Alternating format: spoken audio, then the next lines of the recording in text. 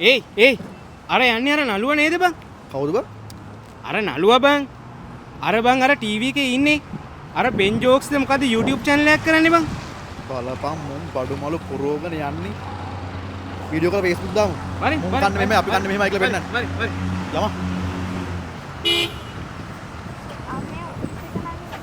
Video. බරටම බඩු අරන් වගේ. ඔව් මලේ මේ බඩු වගේක් ගත්තා.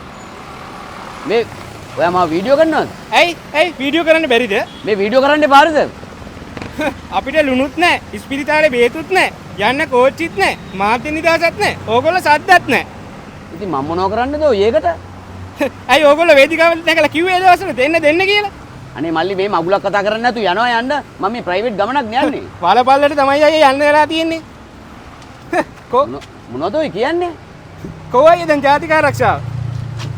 මං කොහමද දන්නේ? දන්න කෙනකින් අහගන්නවා. ඕගොල්ලෝගෙන් තමයි අයියේ අහන්න ඕනේ. ඔහොම ඉන්න. ඇයි? දැන් NPP නෙවෙයිද?